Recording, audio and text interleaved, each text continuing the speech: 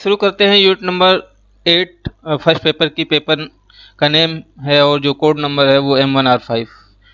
Digital financial tools and applications आज हम लोग स्टार्ट करेंगे और इसमें देखेंगे कि डिजिटल फाइनेंशियल टूल्स क्या होते हैं। चलिए दोस्तों, मैं वीरेंद्र आपका स्वागत करता हूं वीटेक क्लासेस में और पढ़ता हूं आप लोगों के साथ में और गाइड करने की कोशिश करता हूं कि इसमें क्या क्या होता है। तो शुरू करते हैं इसमें और देखते हैं कि क्या क्या टूल्स हैं। ये सिलेबस का पार्ट है, आप लोग इसकी जो है स्क्रीनशॉट लेकर के रख लीजिएगा। अगर आप लोगों के पास ना हो, वैसे जो भी लोग इंटरेस्टेड हैं पेपर देने के लिए उन सब लोगों के पास में ये चीज़ बहुत पहले से आ गई होगी, फिर भी इसका स्क्रीनशॉट लेकर के रख लीजिएगा।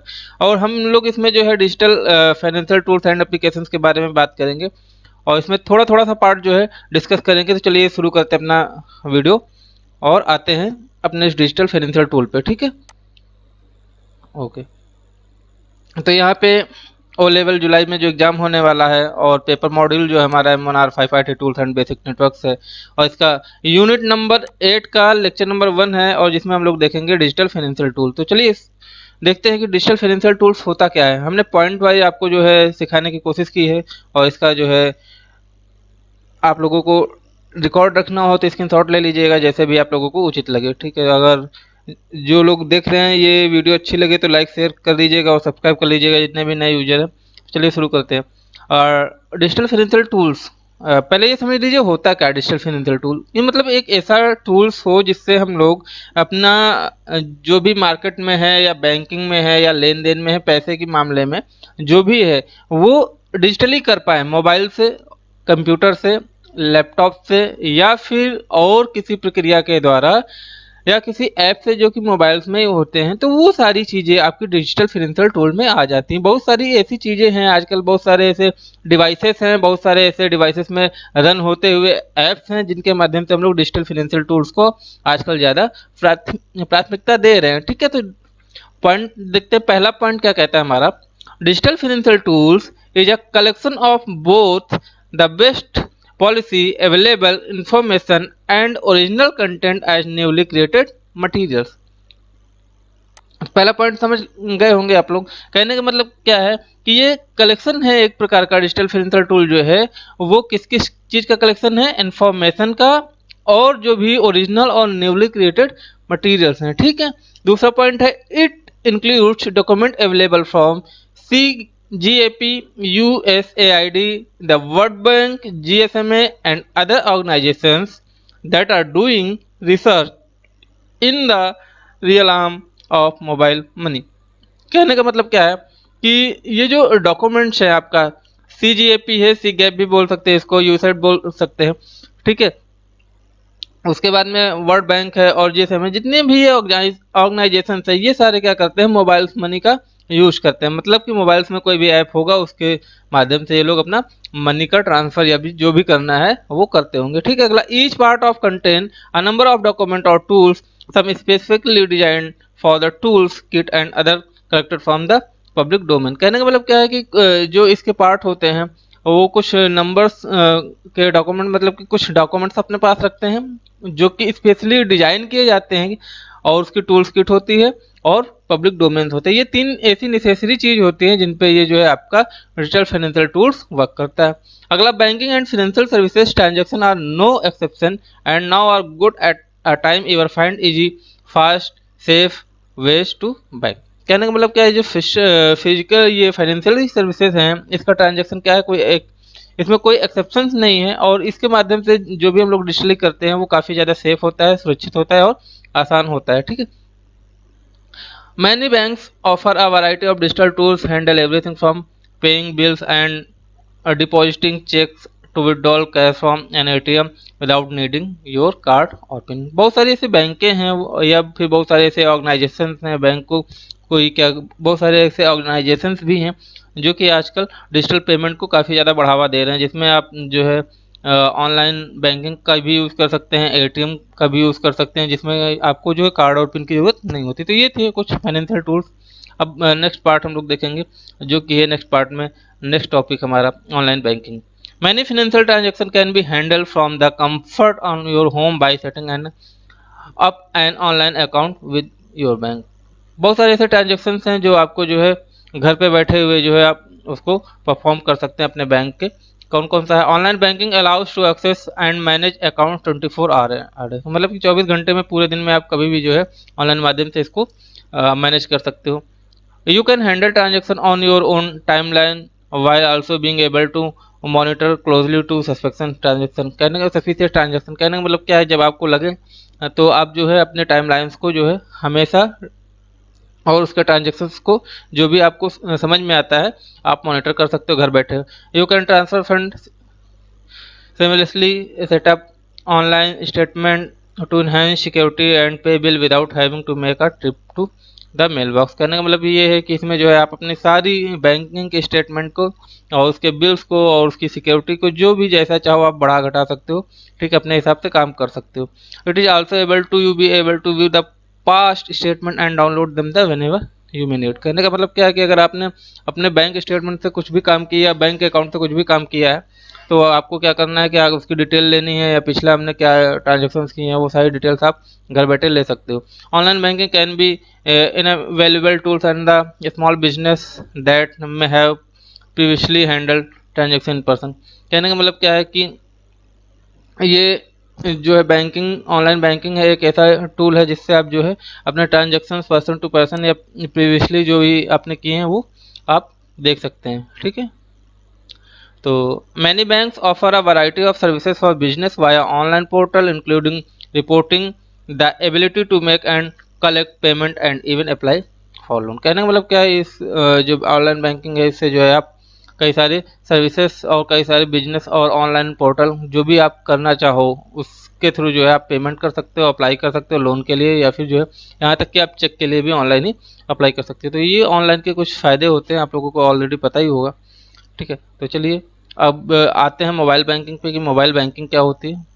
तो set it up another notch for the downloading your bank mobile app, enable your deposit check anytime with your phone's camera saving and you trip to the branch of ATM. कहने का मतलब ये है कि अगर आप मोबाइल बैंकिंग का use कर रहे हो तो मोबाइल बैंकिंग में ये होता है कि आजकल जो स्मार्टफोन आ रहे हैं, स्मार्टफोन में ऐसे ऐसे ऐप हैं, मतलब लगभग हर बैंक का अपना ऐप है। एसबीआई का योनो आप ले लीजिए या पीएनबी का पीएनबी बैंक ले लीजिए, इंडियन ओवरसीज बैंक है आपका, इलाहाबाद बैंक है, हर चीज़ के हर बैंक के अपने ऐप हैं और उस ऐप को आप अपने मोबाइल में डाउनलोड कीजिए और डाउनलोड करने के बाद में आप अपने एग्जिस्टिंग अकाउंट नंबर से जो है उसको लिंक करके आप वहाँ से सारे ट्रांजेक्शन्स कर सकते हो और सारी चीज़ें जो भी आपको लगता है वो सब आप बैंकिंग ऐप की हेल्प से कर सकते हैं। दूसरा पॉइंट है banking mobile app provide added a layer of security by using a biometric data and two factors authentication method of order to access account. कहने का मतलब ये जो है मोबाइल ऐप में है, तो मोबाइल ऐप जो है बैंकिंग के माध्यम में सिक्योरिटी काफ़ी ज़्यादा प्रदान करता है। इसमें क्या होता है कि डबल जो है ऑथेंटिकेशन फैक्टर होता है, मतलब कि दो बार ये वेरीफाई कराता है कि आप वही यूजर हो कि नहीं। पहली बार ये स्क्रीन खोलने के लिए बायोमेट्रिक या कुछ और डेटा लेता है और दूसरी चीज़ के लिए ये एक्सेस अकाउंट के लिए दूसरा पासवर्ड वो रीड करता है, मतलब कि वो यूजर अगर सेम यूजर है तो डबल ऑथेंटिकेट को जो डेटा है उसी को क्रॉस कर पाएगा, अदरवाइज वो अकाउंट को एक्सेस नहीं कर पाता। तीसरा है many bank offer services like Jalas allow to instantly send and receive payment with people you trust, like a socially distinct gift for that recent graduate in your life. कहने का मतलब कि ये जो जेला है, जो बोर्ड से लिखा हुआ है, एक ऐप है, एक सर्विसेज प्रोवाइड करता है जो कि इंस्टेंटली मतलब बहुत ही जल्दी आप क्या कर सकते हो, पेमेंट को रिसीव कर सकते हो, पेमेंट को भेज सकते हो, ठीक है। Socially distance gift for recent graduate in your life. तो ये काफ़ी ज़्यादा जो है आजकल की लाइफ में काफ़ी ज़्यादा हेल्पफुल होता है और इसके हिसाब इससे जो है आप काफ़ी ज़्यादा हेल्प को ले सकते हो।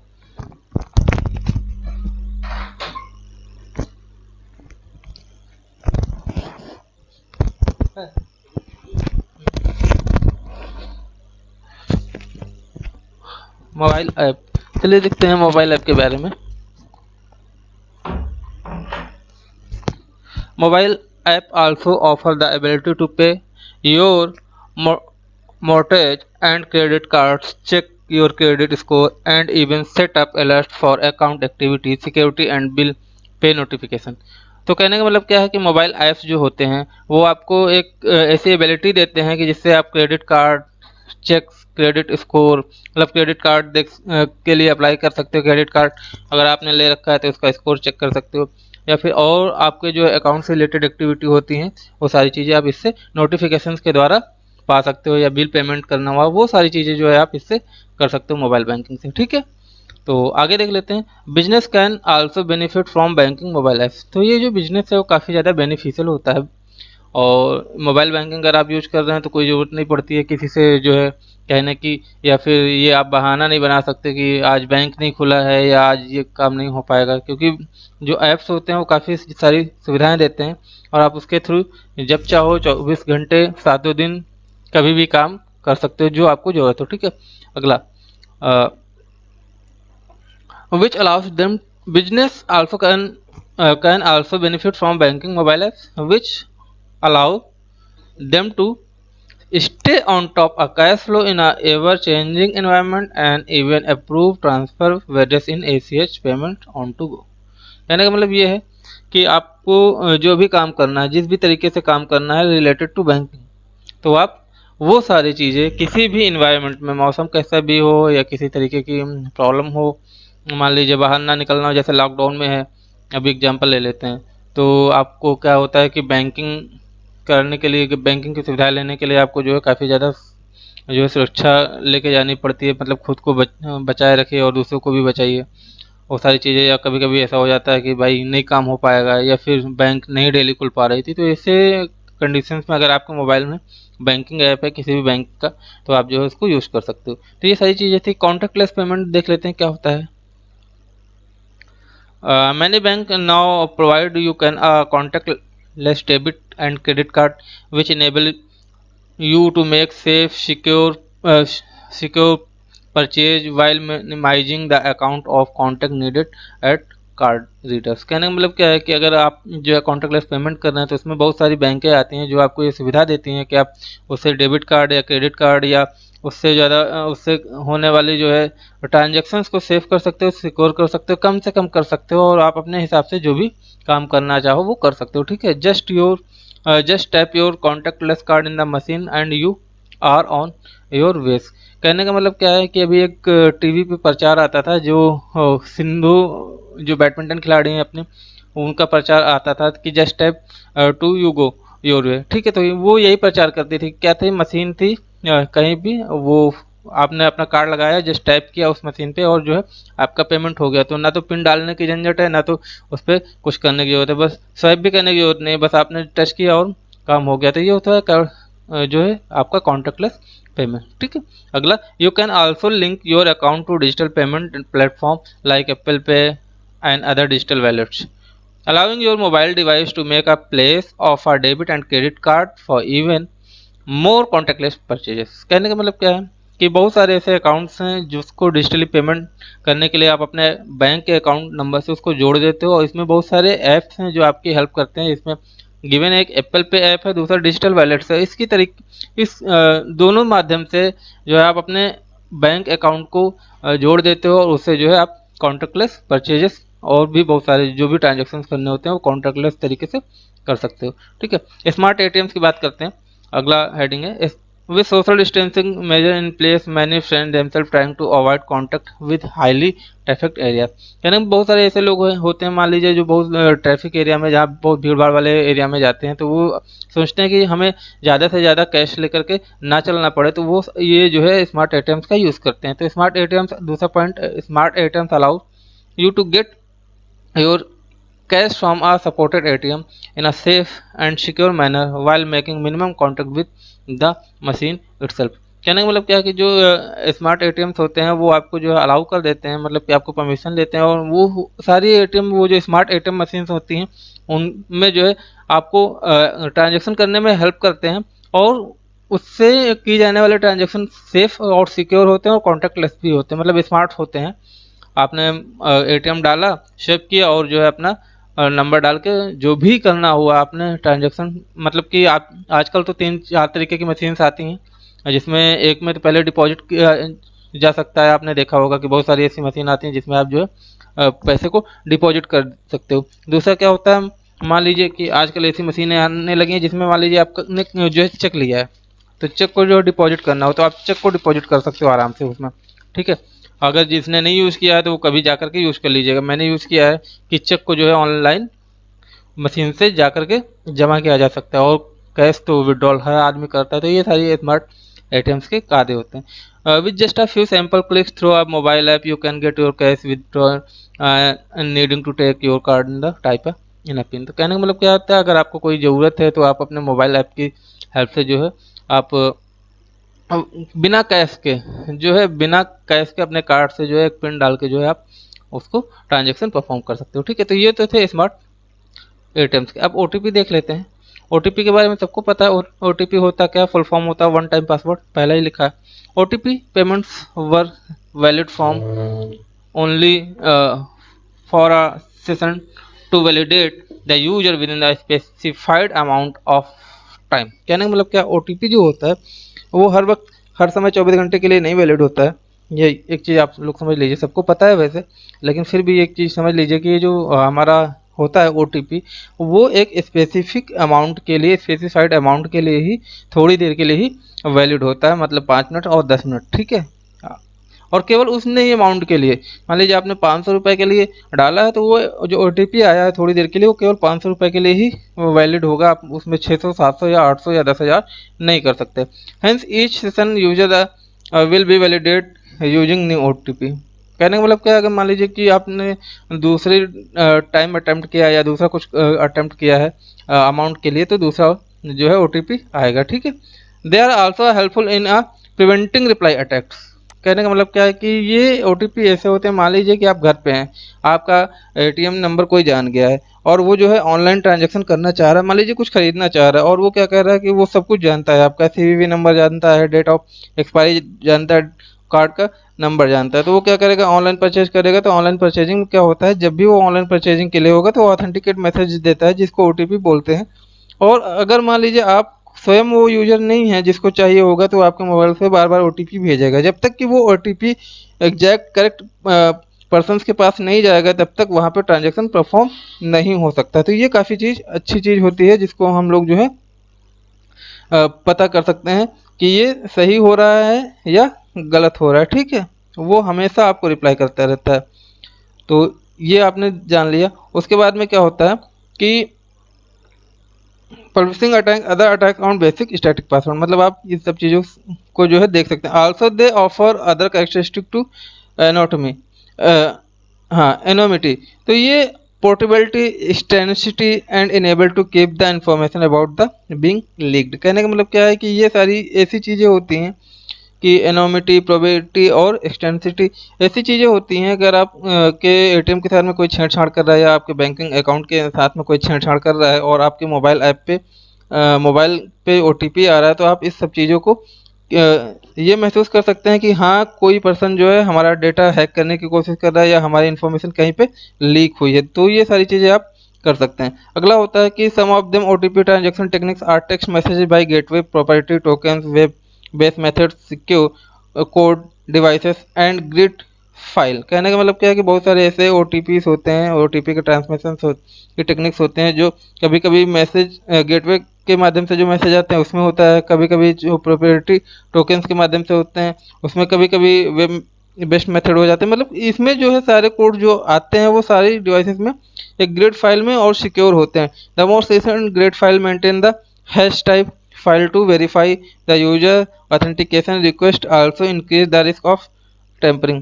कहने का मतलब बहुत सारे ऐसे ओटीपी या बहुत सारी ऐसे ऑथेंटिकेशन रिक्वेस्ट आते हैं, जिसमें जो है अगर आप मतलब अप्लाई कर देते हैं या आप उसको क्लिक कर देते हैं, तो आपका डेटा लीक होने के चांसेस काफ़ी ज़्यादा होते हैं। तो ये थोड़ा रिस्की होता है, but all of them deal with text based method which could be identified in finite time. कहने का मतलब क्या है, लेकिन इन सब के अलावा अगर आप ट्रांजेक्शन कर रहे हैं, तो उसके साथ में जो एक टेक्स्ट मैसेज आता है वो जो है आइडेंटिफाई करता है कुछ थोड़े समय के लिए, वो सबसे ज़्यादा सिक्योर होता है। तो ये था ओटीपी। तो ये कुछ फाइनेंशियल टूल थे जो हमने देखे। तो आज के लिए इतना ही। Thank you for watching classes. और आप लोग इसको लाइक करिएगा, सब्सक्राइब करिएगा, और कमेंट के माध्यम से मुझे बताइएगा जरूर कि इसमें चेंजेस क्या करने हैं, मुझे जो है अभी और क्या सुधार करना है, क्योंकि मेरा पहला एक्सपीरियंस है। इससे पहले मैंने पढ़ाया तो काफ़ी है, लेकिन ऑनलाइन कभी वीडियोस नहीं बनाई। तो प्लीज़ आप लोगों से रिक्वेस्ट है कि जितने भी नए यूजर हैं चैनल को सब्सक्राइब जरूर करें, और हेल्प करें लोगों को इन्फॉर्मेशन शेयर करके, जिसके भी एग्ज़ाम्स हैं, क्योंकि एग्ज़ाम तो आ ही गए हैं और डेट आपको पहले से ही निश्चित है। अब मैं आज की डेट बता दूं, मतलब आज 1 जून है। आज मैंने जो है एक लोगों का जो है रजिस्ट्रेशन नंबर चेक किया था, तो उसमें जो है डेट वगैरह सब चीज़ दी थी कि कौन सा पेपर किस डेट को होना है। तो जल्दी से जल्दी मैं आशा करता हूँ कि आपको जो है ये सेशन अच्छे लग रहे होंगे। तो देखिए और पढ़िए और सबको इन्फॉर्मेशन शेयर करिए। थैंक यू क्लास, और मिलते हैं नए क्लास में और नई वीडियो के साथ में। इसके जो रिमेनिंग टॉपिक हैं उस पर हम लोग बात करेंगे। थैंक यू, जय हिंद, ख्याल रखिए अपना।